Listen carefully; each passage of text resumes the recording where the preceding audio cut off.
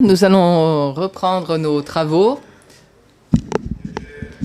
et c'est un honneur pour nous que d'accueillir le professeur Raoul Fornet-Bettencourt qui a été mentionné au cours de ces journées. Le professeur Bettencourt est professeur émérite de philosophie interculturelle, directeur de l'Institut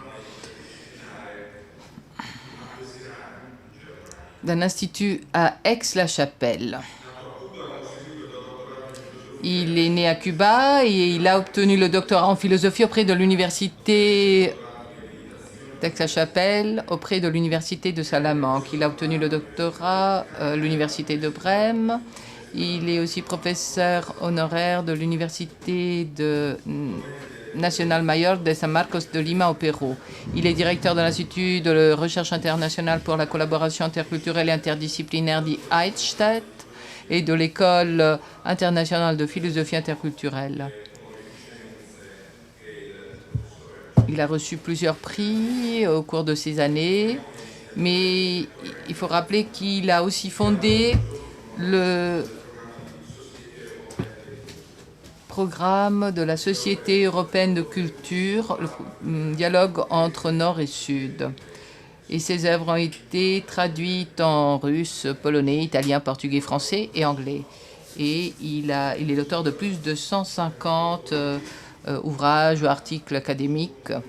Donc il va nous présenter une contribution sur l'université, la formation et le défi de l'interculture, forme de vie et de pensée. Merci, professeur.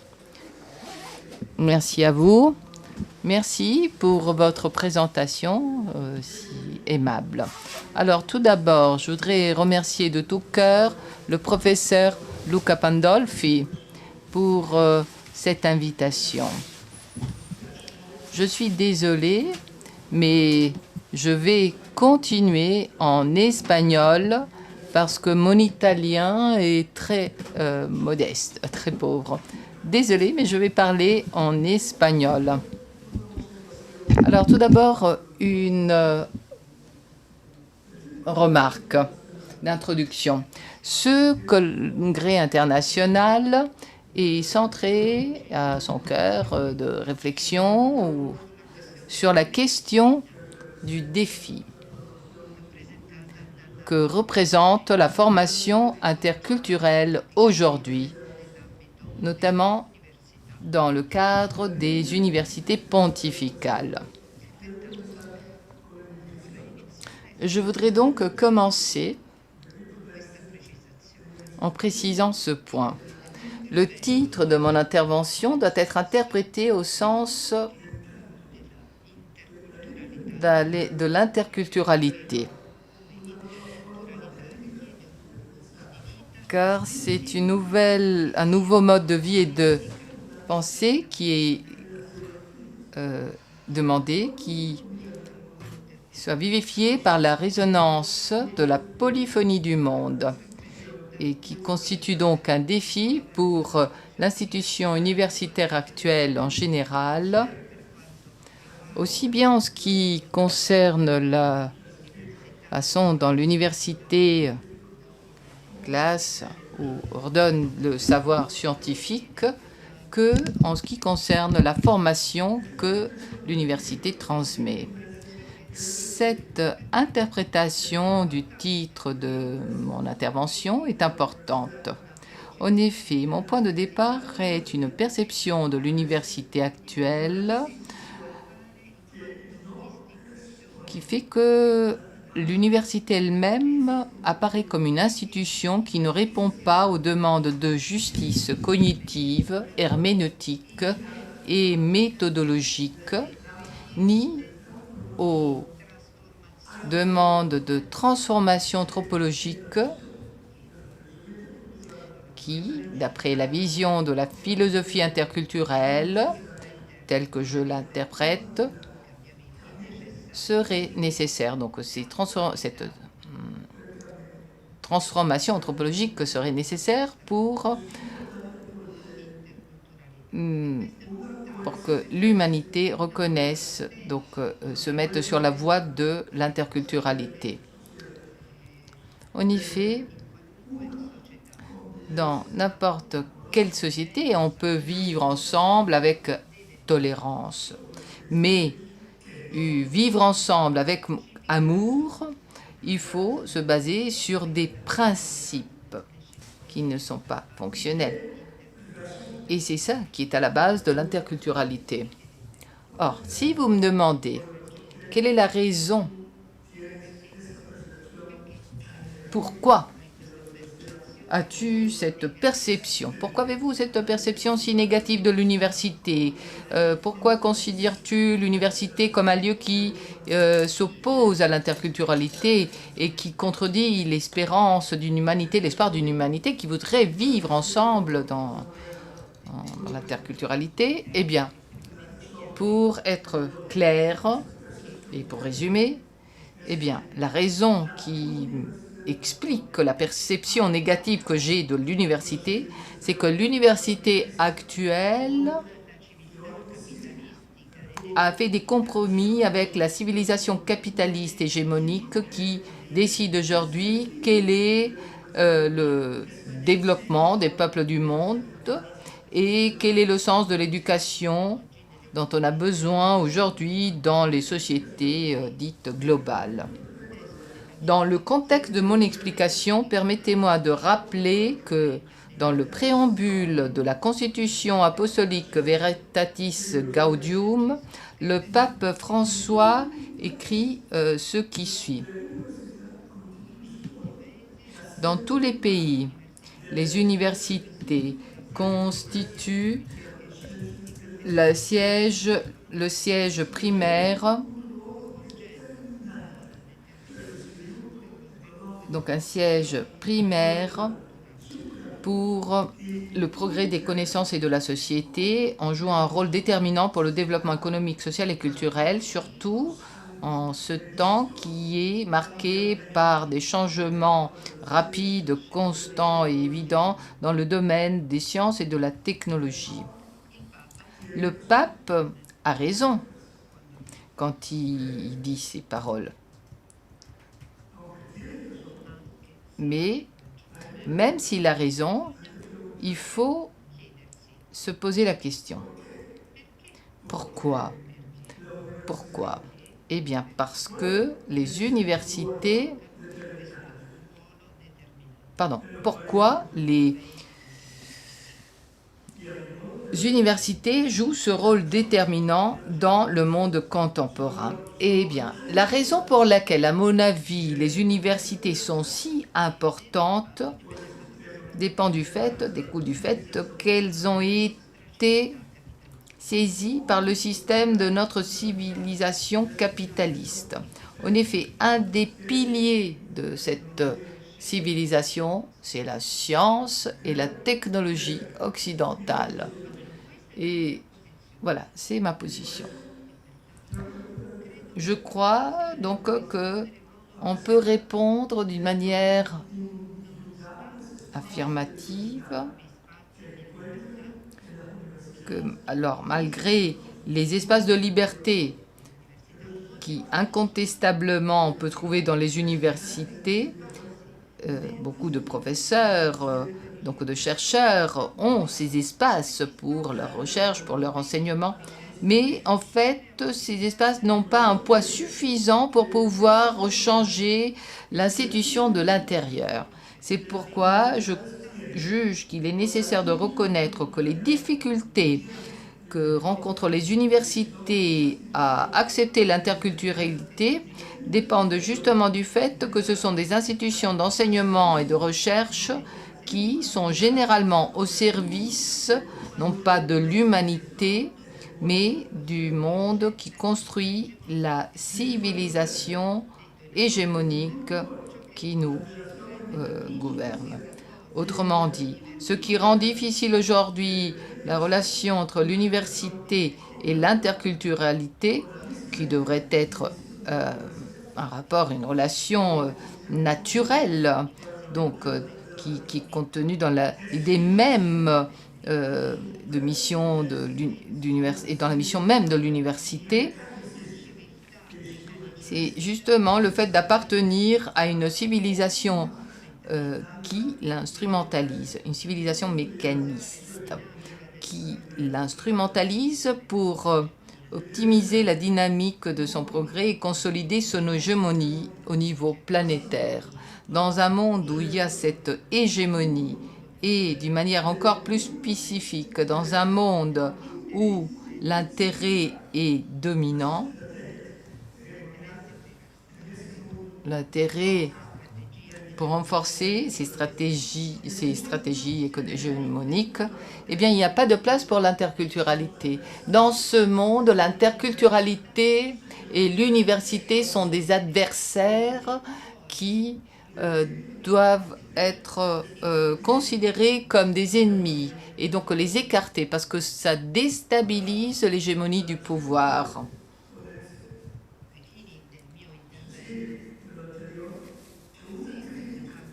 Il s'ensuit qu'une critique au système universitaire établi, à la formation qui est transmise au sein de l'université, doit partir du fait qu'il faut faire une critique au monde qui a instrumentalisé l'esprit de l'universalité au point que les universités ont perdu leur ethos originel, leur esprit originel.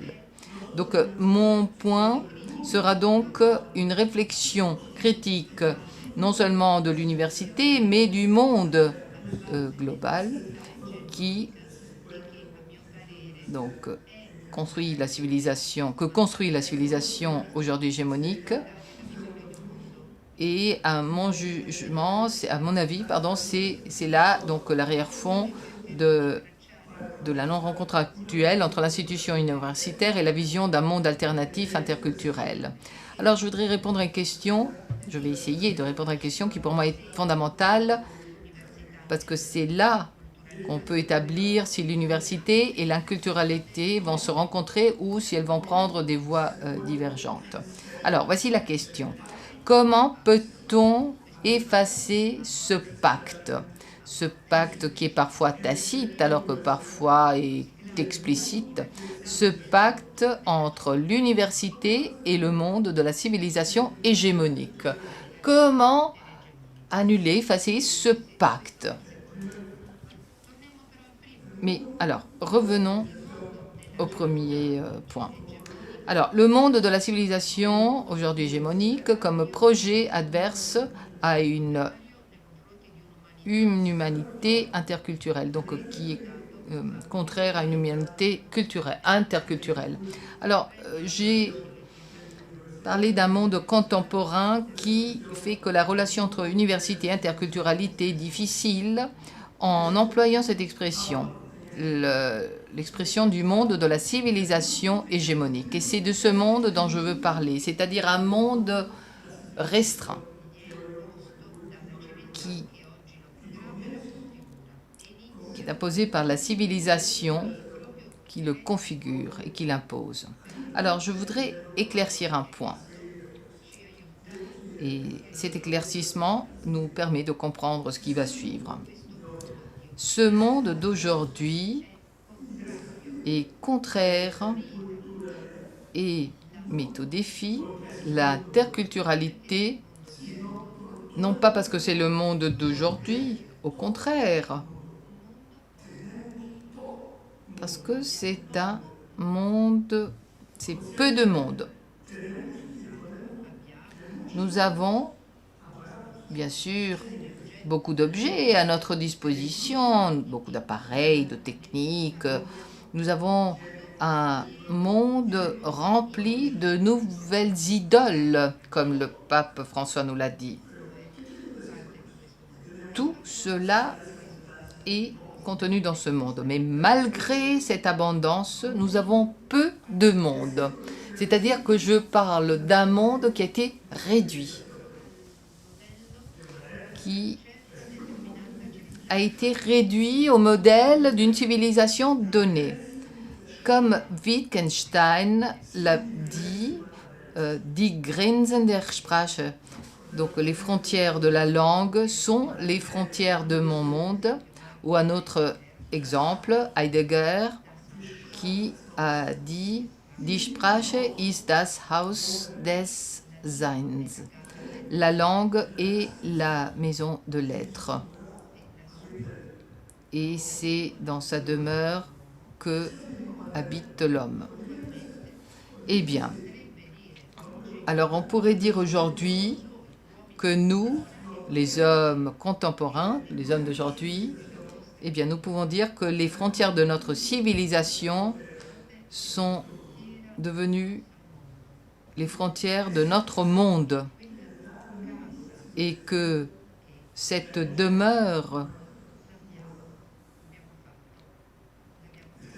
nous l'avons transformée dans notre seule demeure.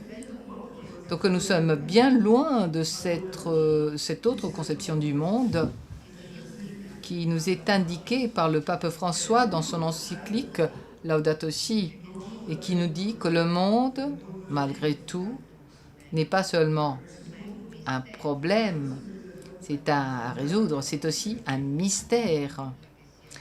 Mais dans notre civilisation, dans ce monde de notre civilisation, rien n'est mystère. Alors, maintenant, je voudrais parler d'un monde qui s'est mis dans un petit écrin de notre civilisation. Alors, il y a beaucoup d'expressions que les sociologues ont employées pour chercher ce dénominateur commun d'un contenu complexe que notre civilisation a mis dans un petit écran. Le monde scientifique, technique, le monde de la société de consommation, le monde de la société du risque, le monde de la société virtuelle, le monde liquide, le monde sécularisé, etc. Alors ce sont des expressions qui nous aident à nous orienter, certes, mais ce sont des expressions qui laissent transparaître une volonté d'homogénéisation. Et ce sont aussi des expressions qui cachent le paradoxe dans lequel nous vivons. C'est une situation paradoxale qui a une importance fondamentale pour l'éducation et pour la formation. Et quelle est donc cette situation paradoxale? Eh bien, plus nous avançons dans la construction de ce monde civilisé, de cette civilisation, plus nous régressons dans le vécu d'un monde qui est un organisme vivant et qui a un métabolisme marqué par le vivre ensemble ouvert des différences. Donc dans notre monde d'aujourd'hui, nous assistons à un paradoxe. Nous sommes face à un paradoxe. Et nous assistons à un processus spectaculaire de remplacement du monde. On est en train de voler ce monde. Le monde en tant qu'organisme, en tant que création, est remplacé par un petit écrin. Et c'est important de voir ça très attentivement parce que dans ce processus de remplacement, on voit le caractère négatif de cette construction qui est exaspérée, ainsi que son opposition à l'interculturalité. En effet, par cet remplacement, il y a des références fondamentales ou des repères qui, pour l'orientation, qui sont changés, ce qui guide la recherche humaine de sens. C'est ce qui a été dit ce matin. En effet, ce fait de remplacer le monde comporte une rupture drastique des liens avec la transcendance, avec la nature et aussi avec la communauté. Ce remplacement du monde décentralise et dénature, déforme la nature de l'homme et lui enlève son aspect communautaire. Or, par cette rupture des liens qui permettent à l'homme de se sentir un être humain ayant des racines dans le ciel et dans la terre en même temps, le remplacement du monde dont je parle nous met face à une de ces questions redoutables que je pourrais appeler, en rappelant Kierkegaard, ce sont donc ces questions donc, qui causent chez nous crainte et tremblement, comme dirait justement Kierkegaard. Alors, est-ce que nous ne serions pas, dans ce monde d'aujourd'hui, et nous ne serions pas des témoins d'un remplacement de la mémoire même de l'humain et de l'être, dans l'être de l'homme actuel? Est-ce qu'on peut changer le monde sans changer la mémoire de l'être humain? Cette question, et je voudrais le dire, je pense que c'est juste de le dire dans un milieu intellectuel comme en Europe, où on discute de l'incidence des idéologies post-humanistes. Eh bien, donc, alors cela ne pose pas le problème des défis que présente une situation culturelle dans le passage qu'on suppose vers une perception transhumaniste de l'homme. Donc il y a un type humain qui est considéré simplement comme un corrélat nécessaire, comme un corrélat simplement nécessaire pour assurer la stabilité et optimiser le fonctionnement juste de ce monde, et qui se contente d'être une vitrine de cet étui, de cet écrin, dans lequel la civilisation hégémonique a renfermé le monde. Voilà, ce serait donc la fin de la vie intérieure telle que nous la connaissons. L'homme vitrine. Je vous avoue que je n'ose pas, et je n'ose pas répondre de manière affirmative à cette question. Et je pense que ce ne serait pas prudent ni juste que de l'affirmer, parce que nous savons tous qu'il existe plus de monde que ce que la propagande capitaliste nous vend. D'autre part, je pense que tout cela doit nous inquiéter. Je pense aussi qu'il y a beaucoup de symptômes dans les comportements individuels et sociaux dans l'homme d'aujourd'hui qui nous permettent de parler d'une mutation anthropologique en cours, justement à la suite de l'impact que la civilisation actuelle exerce sur la façon d'entendre et de pratiquer la relation avec soi-même, ce qu'on appelle la vie intérieure ou la conscience même. Voilà, ça c'est mon premier point. Deuxième point.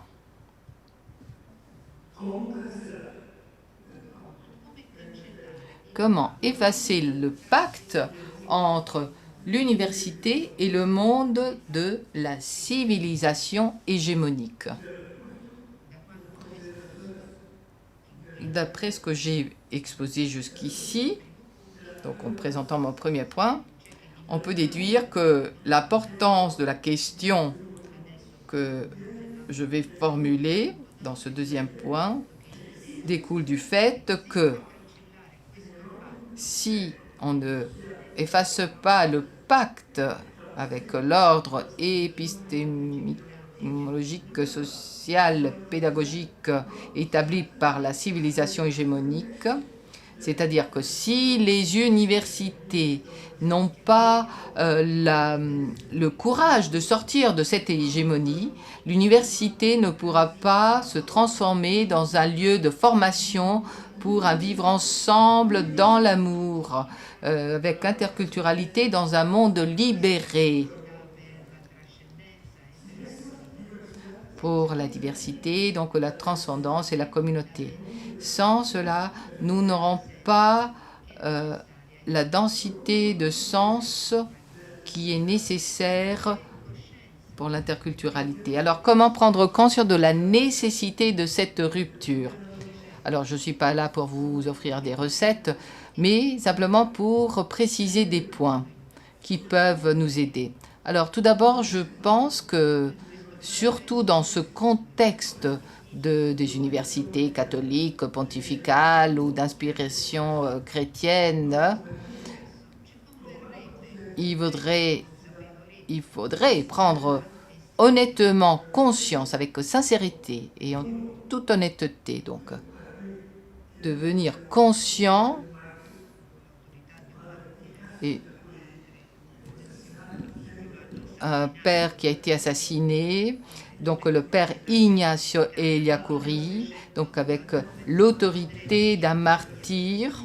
Le père Ignacio Ellacurí a dit qu'il faut se rendre compte que la structure de nos universités sont des structures bourgeoises. Il faut s'en rendre compte que nos structures évoluent dans le monde, dans ce type de culture.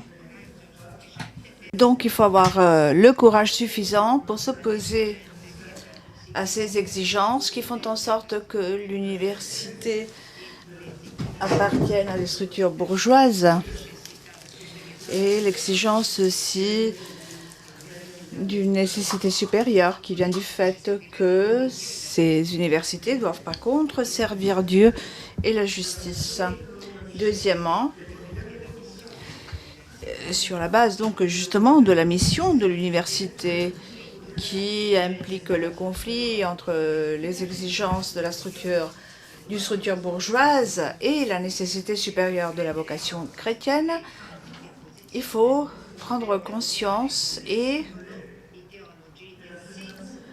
changer sa position dans la vie, changer de place. Autrement dit, cultiver la conscience nécessaire pour sortir des structures du système et rentrer dans un dialogue direct avec la vie, avec les communautés. Troisième point.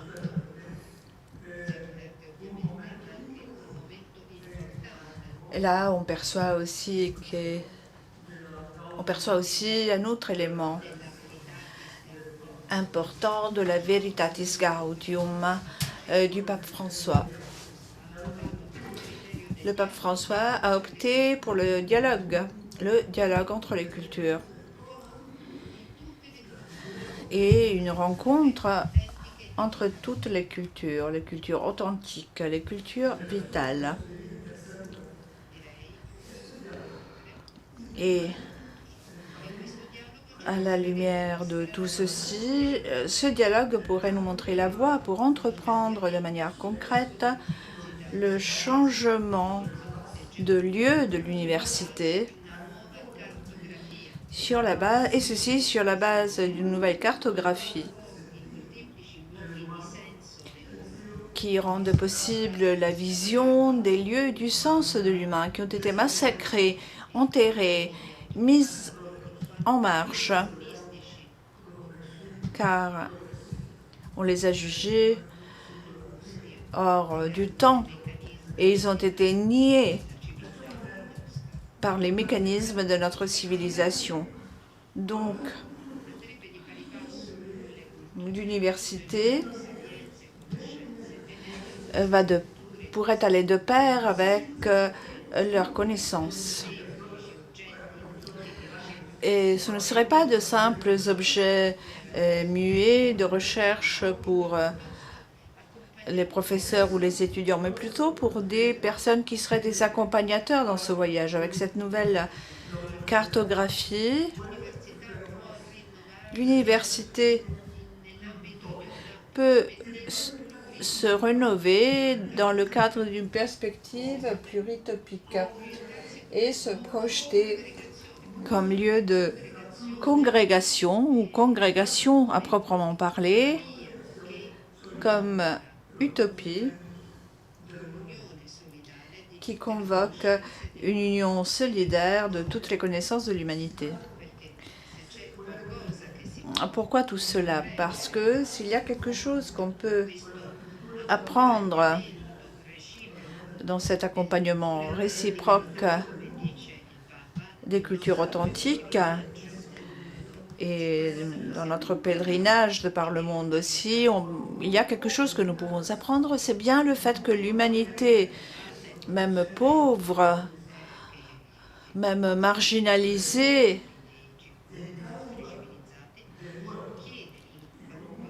puante, comme elle peut nous paraître, avec son propre accent, reformule l'ancienne question de Job. Où est la sagesse? Où est-elle? Où est la prudence? Où est la sagesse? Et peut-être la question de Job n'est même pas la plus importante, même dans le cadre de la formation interculturelle, mais est-ce que cette question ne devrait-elle pas nous guider, ne devrait-elle pas nous amener à nous poser plusieurs fois cette question? Où est la sagesse? Où est le savoir? Et n'est-ce pas cette question, justement, qui devrait nous conduire à sortir du système? Merci. Merci de votre attention. Grazie a lei, professor. Merci, professeur Bettencourt, pour cette approche si profonde à cette problématique.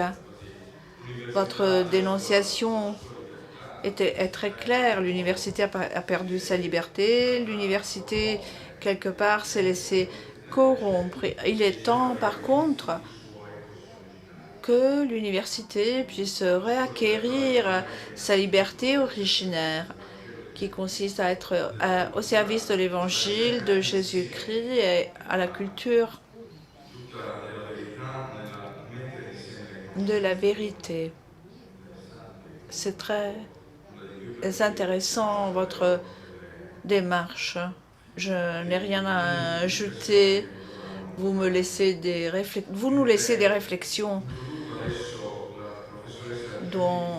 que nous allons garder très chères. Alors, Madame Grobert, professeure de théologie systématique à l'Université catholique de Leuven en Belgique, directeur du Centre pour les théologies de libération de la même université. Elle a obtenu son doctorat en théologie systématique catholique à l'Université de Salzbourg en Autriche.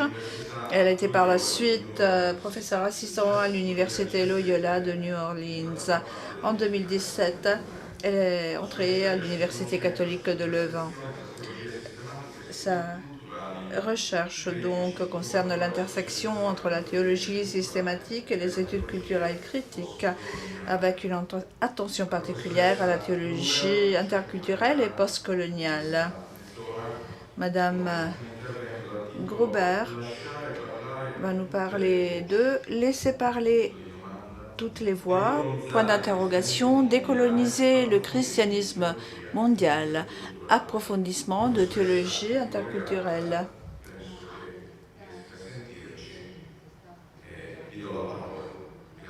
Je donne donc la parole à Madame Grobert en espérant qu'elle nous entende.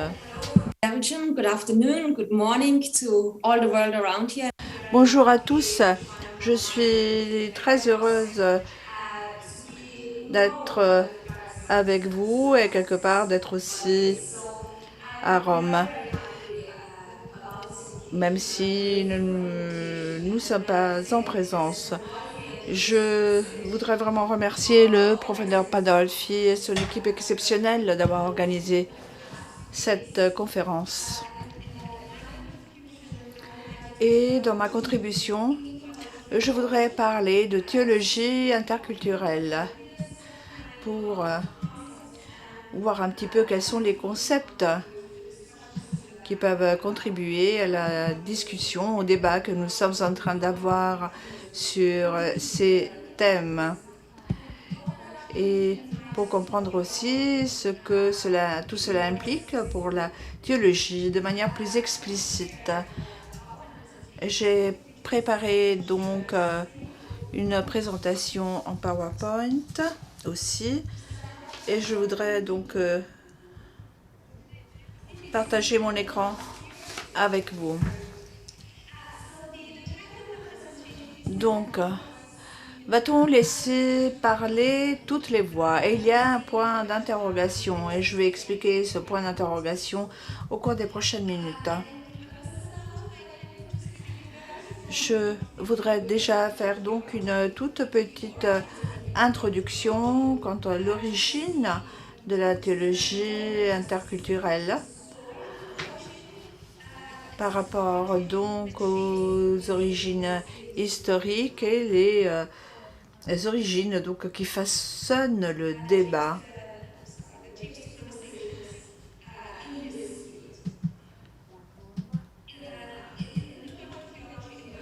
Donc, il s'agit donc de la décolonisation à la moitié du XXe siècle et repose sur l'idée que la théologie a été complice de l'Empire et tente donc de trouver des moyens de faire de la théologie qui défie les régimes hégémoniques.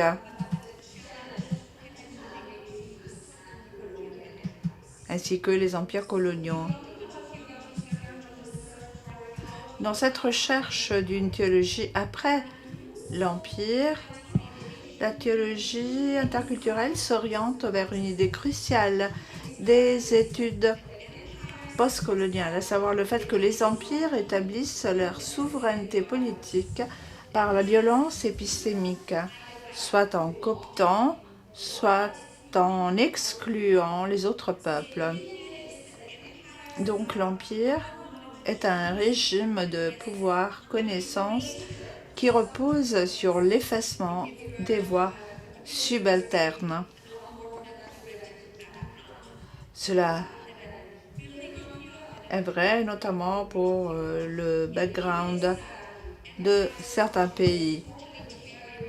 Donc je parle aussi de régimes totalitaires.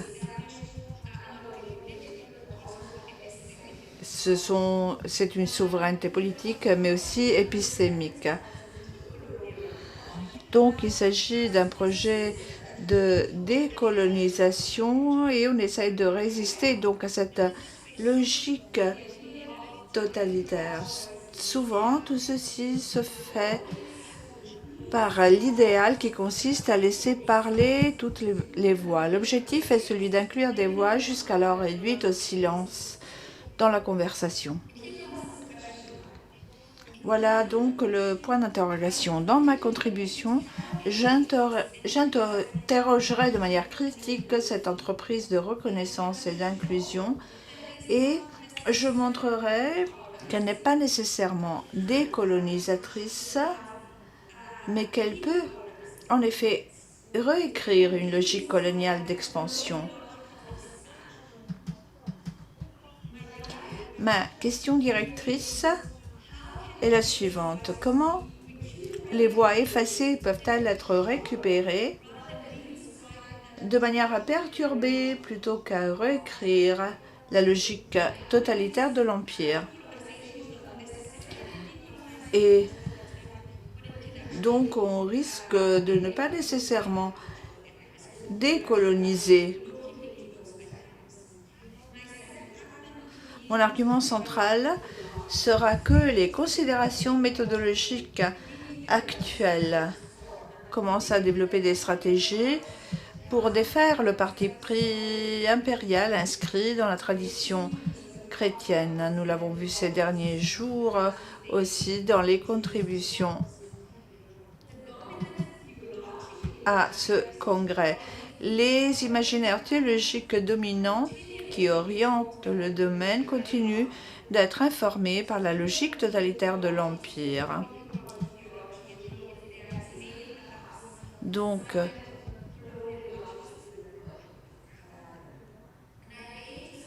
je voudrais donc concrétiser mes propos en examinant de plus près les imaginaires théologiques qui ont eu une grande influence sur la théologie interculturelle et son projet de laisser toutes les foi s'exprimer.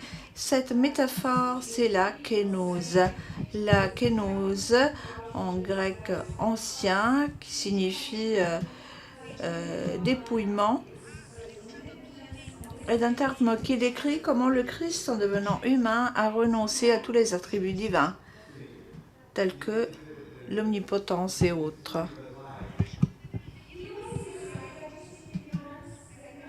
Je vous demande donc juste une minute. Si vous ne voyez pas les diapositives, effectivement, les diapositives ne défilent pas.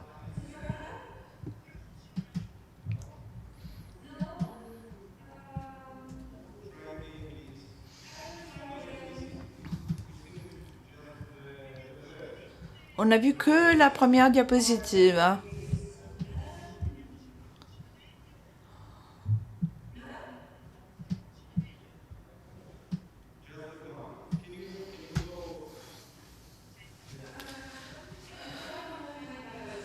Je vais essayer une dernière fois et sinon on s'en passera. On continue de ne voir que la première diapositive. Bon, je vais me limiter alors à vous parler. Vous pourrez quand même me suivre.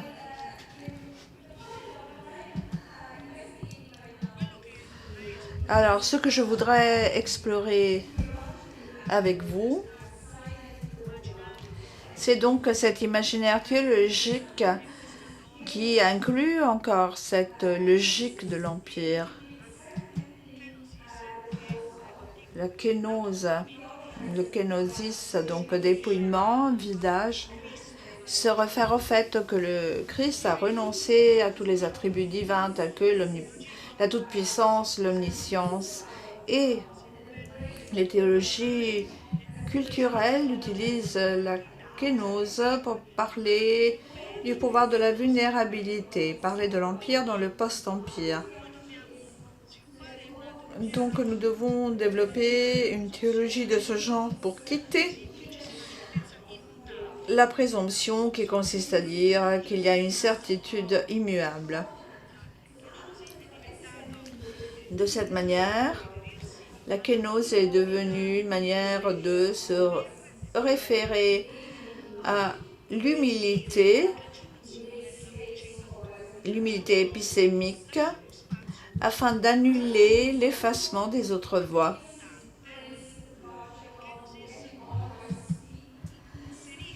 La kénose encadre ce projet de manière très théologique. En effet, le projet d'inclusion des voix est relié à l'affirmation sociologique d'après laquelle, si on parle de pluralisme culturel, cela fait naître une révélation plus pleine du royaume de Dieu.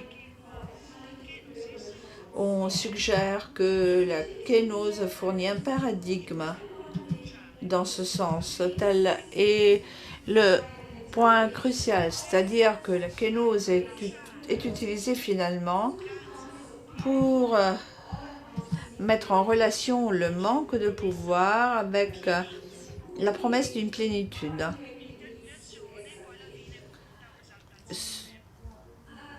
L'humiliation conduit finalement à l'exaltation. Maintenant, examinons cette métaphore de près. Alors, est-ce que cette métaphore est vraiment efficace pour perturber la logique totalitaire de l'Empire? Un débat récent en théologie féministe est particulièrement intéressant. Après que la kénose ait été féminisée et utilisée pour justifier théologiquement l'assujettissement des femmes, est-ce que cela peut être récupéré comme un concept libérateur par la théologie féministe? La réponse a été affirmative en étendant la vulnérabilité d'un idéal de féminité jusqu'à une condition humaine partagée comme base d'une exhortation universelle à la vulnérabilité. Eh bien, selon Sarah Coakley, la kénose peut devenir une manière de reconcevoir les relations de pouvoir de manière non patriarcale et non coercitive, en restant orientée vers la douce toute-puissance de Dieu. Ana Mercedes, théologienne espagnole, affirme que cette interprétation ne conduit pas réellement à une transformation de la théologie hégémonique. Elle affirme par contre que cette théologie, paradoxalement, se réfère en fait à un Dieu qui veut s'accaparer le pouvoir. La kénose reste ouverte à des interprétations dans lesquelles la kénose du Christ peut devenir un geste de pouvoir impérial. La théologie de la kénose, d'après Mercedes, peut soutenir les politiques hégémoniques. Cela doit nous suggérer la prudence, car le même problème peut concerner la théologie interculturelle. Mon argument est que si la kénose est utilisée pour construire un récit téléologique allant de la dépossession à la plénitude, de l'humiliation à l'exaltation, cela ne change pas fondamentalement la logique coloniale de la politique de représentation du christianisme mondial. L'utilisation de la kénose se fait aussi pour conceptualiser la spiritualité missionnaire. Et par la dépossession, nous sommes capables d'absorber les richesses des autres. Les personnes en elles-mêmes incarnent une tradition culturelle. Et cela nous permet donc d'absorber la richesse des autres. Et là, on soutient encore une fois une logique coloniale d'appropriation en effaçant l'autre dans l'organisation de la pluralité culturelle au sein du christianisme. Cette observation résonne avec les voix qui soutiennent que la théologie interculturelle n'a pas vraiment atteint son objectif de décolonisation. Le désir de laisser toutes les voix s'exprimer n'a pas donné lieu à une reformulation des schémas, des modèles coloniaux dans le discours théologique. Au contraire, la théologie interculturelle a été finalement pratiquée par des théologiens américains, blancs ou américains, vers des théologies non européennes. Ce matériel est collecté, analysé, comparé, classé de manière telle à ce que les sujets occidentaux puissent occuper le rôle central dans la représentation de leur théologie. Et donc, on réorganise les principes. Alors que la théologie interculturelle s'adresse aussi aux théologies non européennes. Donc, c'est que le fait de se tourner vers l'autre ne perturbe pas nécessairement l'effacement colonial du subalterne. Au contraire, le désir de ce principe peut rétablir silencieusement les positions occidentales comme principe organisateur du christianisme mondial. Donc, le fait de se tourner vers l'autre ne perturbe pas nécessairement l'effacement colonial du subalterne. Au contraire, le désir de reconnaissance et inclusion de l'autre peut même renforcer la souveraineté interprétative de la théologie occidentale. Deux termes de la philosophie politique peuvent nous aider à comprendre ce problème plus dans le détail pour rechercher des alternatives possibles. Ce dont nous avons besoin pour déstabiliser les cadres hégémoniques de représentation n'est pas une éthique de la reconnaissance qui vise à laisser toutes les voix s'exprimer, mais plutôt nous avons besoin d'une politique de la non-reconnaissance, paradoxalement, qui interroge les conditions puissantes dans lesquelles la parole devient possible. Une éthique de la reconnaissance ne parvient pas à perturber la souveraineté interprétative des régimes coloniaux, car elle ne prête pas suffisamment attention à la manière de laquelle la distribution asymétrique du pouvoir régule l'accès à la représentation dans les rencontres interculturelles. Hier, nous avons parlé d'intégration dans ce sens, orientée par l'idéal d'inclusion. Cette éthique naturalise et perpétue le régime dominant de représentation. En revanche, une politique de non-reconnaissabilité interroge les conditions puissantes dans lesquelles il devient possible de parler et peut servir donc à exposer et perturber le paradigme hégémonique dans la représentation du christianisme mondial.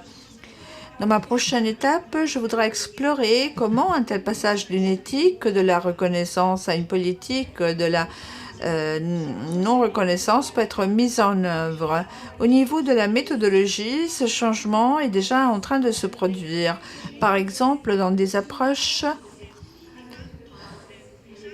qui proposent les généalogies de concepts fondamentaux analysés dans l'étude de la théologie. Et ces approches ne visent pas seulement à produire du matériel à partir de perspectives plus inclusives, mais évaluent aussi de manière critique nos propres processus de production de la connaissance afin de détecter les points obscurs. Le résultat de ces méthodologies, c'est des histoires complexes du christianisme mondial qui retrace la diversité des croyances dans le temps et dans l'espace, et des croyances ou des pratiques chrétiennes particulières. Ces histoires locales brossent un tableau nuancé d'oppression, de résistance, d'effacement et d'activisme dans le cadre puissant des régimes hégémoniques. Lorsque ces méthodologies nous propose une histoire complexe et nuancée de la décolonisation qui n'est pas racontée comme un acte téléologique de rédemption de la dépossession vers la plénitude dans laquelle idéalement toutes les voix parlent. Au contraire, cette méthodologie nous permet de raconter cette histoire de manière non linéaire, de faire et défaire le préjugé hégémonique inscrit dans la tradition chrétienne. Cette politique de non-reconnaissance se traduit par des méthodes historiographiques qui ne reproduisent pas la logique expansive de l'Empire, mais peuvent servir donc à démanteler ce schéma. Donc, le domaine de la théologie interculturelle commence à se développer comme une méthodologie critique qui perturbe la logique coloniale dans la représentation du christianisme mondial. L'image théologique dominante qui régit l'interculturalité, cet imaginaire, généralement produit une domination occidentale de la représentation du christianisme mondial, parce que c'est encore une logique coloniale et d'expansion qui est suivie. On exclut l'inclusion. Pour que la théologie interculturelle puisse décoloniser le christianisme, il faut voir l'imaginaire théologique qui oriente notre conversation, notre débat sur ce thème. Et enfin, je voudrais vous proposer l'objectif suivant. Alors, nous avons parlé de la kénose et il y a une exhortation universelle à la vulnérabilité. Mais cela n'est pas suffisant pour renverser le système de l'Empire. Il faut chercher des histoires, se référer à des histoires concrètes de blessures, où on voit que la vulnérabilité humaine est une vulnérabilité particulière, qu'elle est vécue d'une manière unique, particulière par chacun d'entre nous. Cette expérience de la vulnérabilité est entre autres, nous offre entre autres un cadre politique. Elle est influencée par les ressources dont nous disposons et comment ces ressources sont distribuées. Alors une fois que nous passons à des histoires concrètes de blessures, donc de la vulnérabilité universelle aux histoires concrètes particulières, eh bien on ne peut plus facilement voir comment passer à des récits plus complexes après le traumatisme post-colonial. Et cela est vrai aussi pour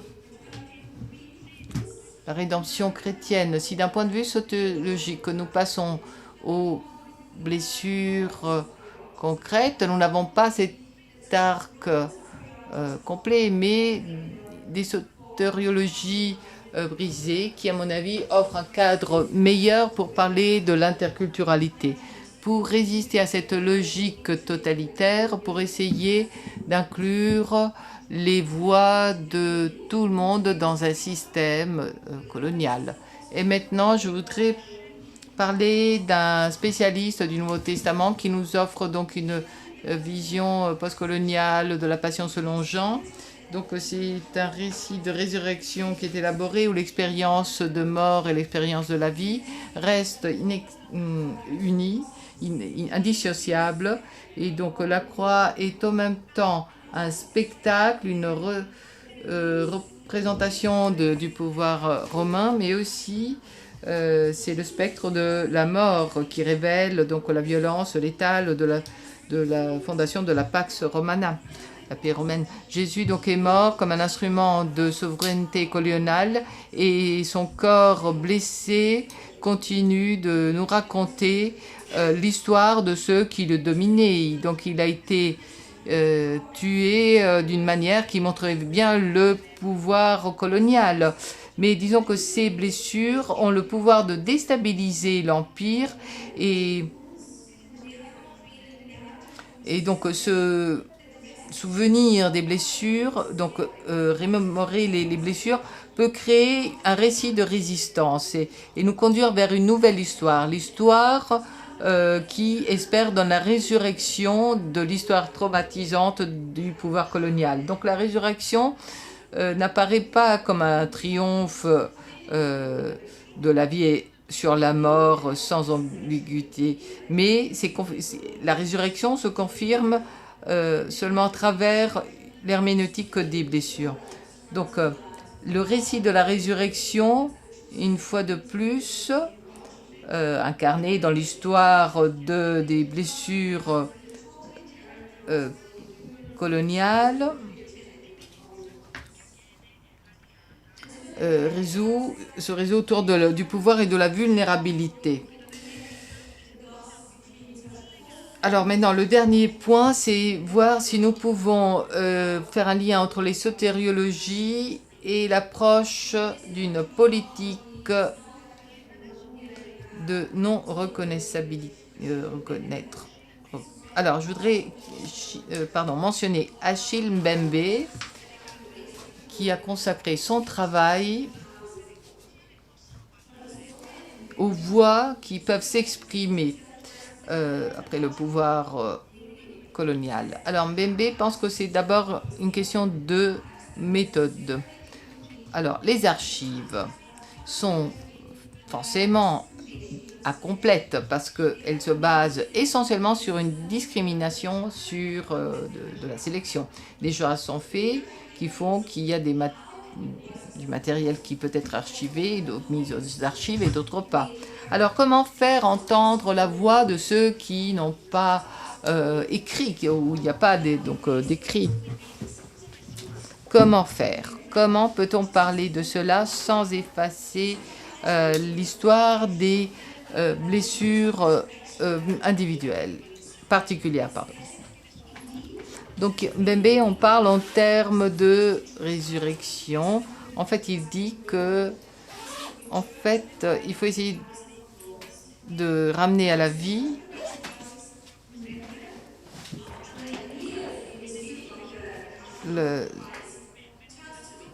donc les résultats de ces blessures.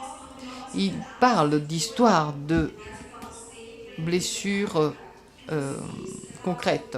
Donc il parle aussi des écrits de Amos Tutuola qui a décrit des esclaves, les histoires des esclaves et comment les esclaves arrivaient à retrouver leur vie détruite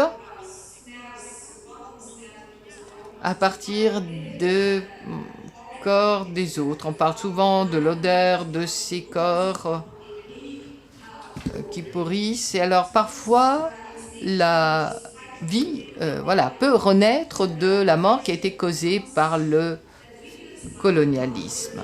Alors cette récomposition permet de ressusciter. Dans 2 minutes, j'ai fini. Soyez patiente, dit-elle. Cette vie donc qui a été forgée par les catastrophes de l'histoire ne permet pas en fait de conclure. Elle est marquée par le traumatisme. Alors Mbembe trouve donc des ressources pour la question des archives incomplètes.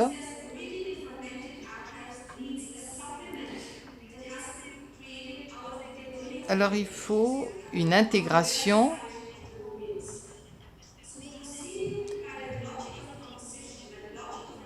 pour intégrer, donc il faut intégrer les informations qui manquent. Donc il faut se baser sur ce concept de non complet et trouver des ressources pour élaborer des techniques historiographiques pour mettre au défi, contrer le pouvoir hégémonique ou le pouvoir colonial.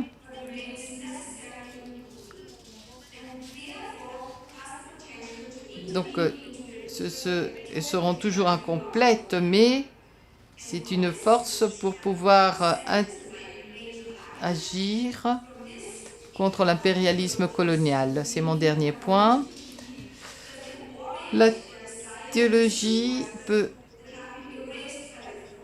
ainsi permettre de faire entendre des voix qui ont été effacées par la force du pouvoir en racontant des histoires complexes et des soteriologies avec des blessures qui ne promettent pas la plénitude à la fin des temps, mais qui doivent se mettre face à l'histoire concrète et chercher là des traces de résurrection. Alors cet imaginaire théologique que nous pouvons le poursuivre en faisant parler toutes les voix au lieu de reproduire la force du colonialisme. Donc c'est dans le cadre de ce traumatisme et de ces blessures que la résurrection a lieu. Alors merci pour votre patience. Alors merci à vous pour cet approfondissement et nous allons maintenant vers la conclusion de ce congrès qui nous a vu ce matin surtout focaliser sur le fait de vivre de manière interculturelle et en nous offrant aussi des pistes qui peuvent être donc les conséquences de cette expérience vécue depuis des années. Je vais laisser la parole au professeur Pandolfi pour la conclusion. Alors, avez-vous des questions particulières?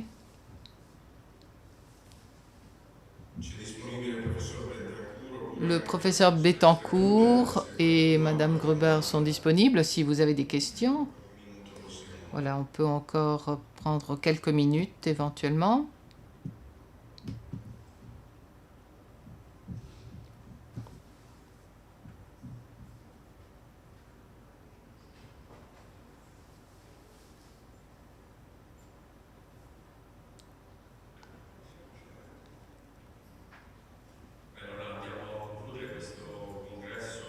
Eh bien, nous allons terminer donc notre congrès. Au cours de ces journées, nous avons essayé de nous laisser interpeller par la question de l'interculturalité dans les lieux de la formation et dans les sujets de former les formateurs et même dans les processus de formation. Quels sont les processus de formation qui permettent de gérer la complexité et en même temps de trouver l'interculture, des horizons communs et en trouvant quelque chose d'inédit.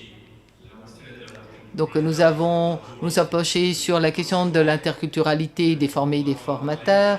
Nous avons essayé de voir quels sont les processus de formation possibles et nous avons mentionné un peu, parlé aussi des contextes, des situations concrètes où cette formation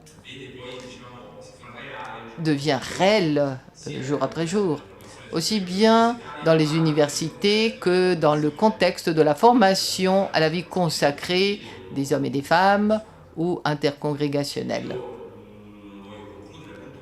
Alors, je ne vais pas conclure parce que ce que nous sommes en train de dire, c'est justement, on n'a pas à conclure. Nous devons continuer, découvrir, prendre des bonnes pratiques et les améliorer encore plus. Ou quand il n'y a pas, voilà, justement, une conscience ou des pratiques pour les formés comme pour les formateurs, porter une attention à la pluralité, à la complexité du parcours de formation. Alors, non, on ne va pas conclure. On ne va pas conclure. Au contraire, je vous invite à continuer à travailler ensemble. Nous étions en ligne avec chaque jour plus de 400 personnes venant de différents lieux de Rome, d'Italie ou du monde. Et ça a créé un lien avec une connexion avec l'université. Alors, je voudrais conclure tout d'abord en remerciant l'université qui a réalisé tout cela. Le recteur va probablement dire quelques mots après.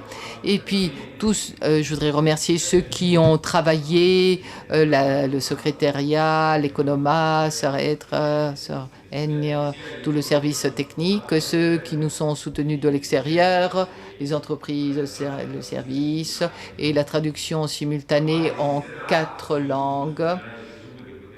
Sur le canal YouTube, sur Facebook de l'Urbanienne, vous pouvez trouver tout le travail de ces journées a été enregistré. Vous pouvez l'écouter calmement.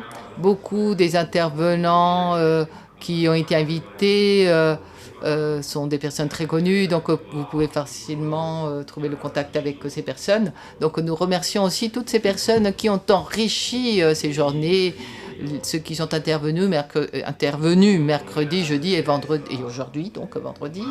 Donc des personnes qui ont une grande expérience humaine, beaucoup de compétences dans leur discipline, dans certains cas même des personnes moins connues mais qu'il était très intéressant de reconnaître, ou dans d'autres cas des personnes connues qui travaillent depuis des décennies sur ces sujets. Je voudrais juste dire un mot pour les étudiants et les étudiantes. Beaucoup de ceux qui se forment dans les universités, ou beaucoup de ceux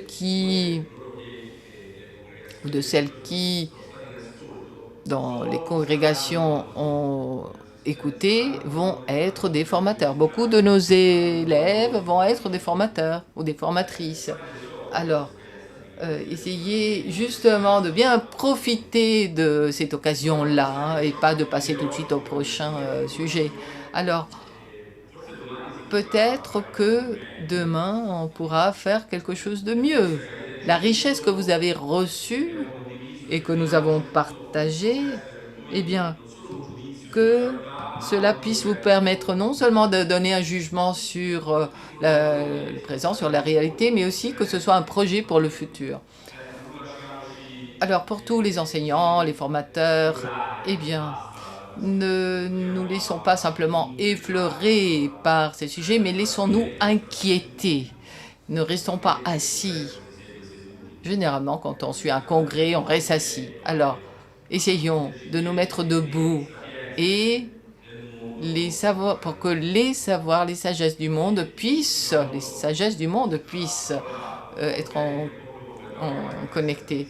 Il y a cette expression de Forney-Bettencourt qui est si belle, un peu prophétique. Un projet hégémonique du monde, c'est le projet d'un peu de monde, d'un monde petit. Il y a peu de monde. C'est un monde qui se renferme, qui se défend, qui instrumentalise. Or, indépendamment du jugement que nous pouvons avoir, disons-le, c'est peu de monde. Il y a beaucoup de voix qui ne sont pas représentées dans ce monde. Alors nous devons apprendre à voir cette vision plus ouverte. Aujourd'hui, j'ai entendu des affirmations telles que il faut comprendre que le temps de la chrétienté est révolu. Donc, c'est un temps qui est révolu. Alors, je voudrais dire deux mots. Alors, je ne suis pas tout à fait sûre que ce soit vrai. Alors, parfois, c'est une nostalgie. Alors, c'est dans la mentalité des personnes. Donc, culturellement, c'est encore présent. Peut-être que je parle en tant qu'anthropologue, mais vous savez, cette affirmation, la période de la chrétienté est terminée, c'est une idée eurocentrique. La période de la chrétienté en Europe est terminée. Ce serait plus juste de dire cela. Parce qu'il y a l'Asie, la Chine, il n'y a jamais eu la chrétienté. Notre monde, ce n'est pas le monde, notre monde est peu de monde. Alors, si nous voulons nous exprimer correctement, nous pouvons dire que la chrétienté est terminée voilà, en Europe. Ouais, voilà, il y a des lieux dans le monde où la chrétienté n'a jamais commencé, donc elle n'est pas terminée. Alors dire aujourd'hui que le monde doit passer d'une position à une autre alors que cette position ne concerne qu'une petite partie du monde. Voilà, donc l'inquiétude de certaines catégories. Eh bien, ce sont des catégories très intéressantes, mais il faut bien les contextualiser. C'est les catégories, les processus culturels d'une personne donnée. Voilà. Pour les formateurs, cette honnêteté intellectuelle est indispensable, il faut l'avoir. Alors j'espère que ces 3 journées nous ont permis à nous tous et à nous toutes... Oui, il ne faut pas penser voilà, que c'est un discours pour les autres parce qu'on se sent très multiculturel. Eh bien non, il faut toujours avoir cette inquiétude et il faut toujours être guidé par cela. La question de la pluralité culturelle, voilà, parfois on peut voir quels sont les problèmes ou tout simplement avoir cette inquiétude.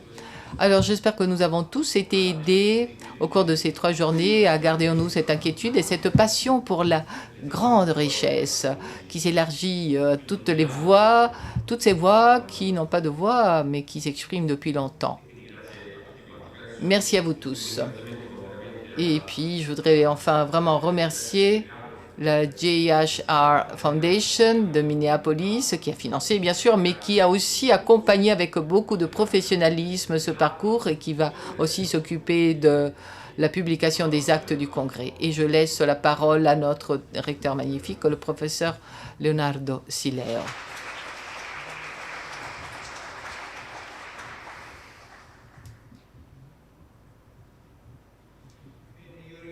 Bien, je vous remercie tous, vous qui avez tenu. C'est la 3e journée donc, qui êtes restés ici, présents. Je remercie tout particulièrement ceux qui sont restés connectés avec nous pendant ces 3 journées. Je dois dire que il y a 4 ans, c'était au mois d'octobre, je crois, en 2017, je venais d'être élu recteur et le professeur Pandolfi et le professeur Longuitano sont venus me voir pour me parler de ce projet. Vous vous souvenez peut-être? Moi, j'étais assez perplexe. Je me disais, c'est compliqué. Et puis surtout, c'était pour moi la première expérience d'un financement venant de si loin, des États-Unis. Je ne sais pas si vous vous en souvenez, mais j'étais particulièrement content du thème qui avait été choisi. La multiculturalité, l'interculturalité et la transculturalité aussi, qui a été mentionnée à plusieurs reprises ici. Pour voir donc ce qu'il y a de commun, d'authentique. Eh bien, je suis heureux pour vous. Vous avez rempli votre tâche. En fait, si j'ai bien compris, il y a 16 institutions universitaires qui ont participé, venant de différentes géographies, pas seulement en Europe, donc pas seulement... Ça, c'était important. Ce ne sont pas seulement des universités... et puis 20, si j'ai bien compris, 20 communautés religieuses destinées aux congrégations donc, qui s'occupent de formation. Enfin, ce sont les laboratoires de l'avenir. Donc nous avons cette responsabilité, non seulement porter le poids de notre histoire, mais aussi créer l'avenir. Alors vraiment, je te remercie parce que tu as concrètement, avec la professeure Ottone, créé cet événement. Et tu l'as imaginé technologique pour que ce soit le début aussi pour d'autres initiatives. Et je suis content aussi que les autres facultés ont contribué. Le doyen de la faculté de théologie a en effet présidé ici. Alors j'espère que... Donc ce n'est pas ici un point d'arrivée, de conclusion, mais un point pour continuer.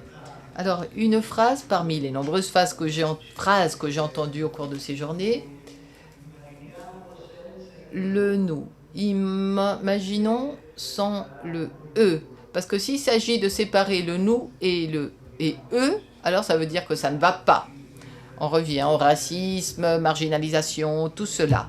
Donc il faut imaginer le nous, et c'est tout. Comme Dieu, le Père, le Fils et le Saint-Esprit, qui ne sont qu'un. Alors, merci. Voilà, je suis satisfait. Je ne sais pas quoi ajouter d'autre.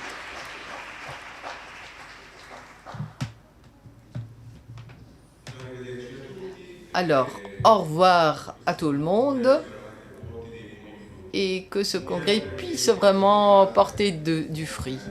Alors, bon voyage à ceux qui doivent rentrer et au revoir tout le monde. Et voilà, salutations à tous ceux qui sont connectés.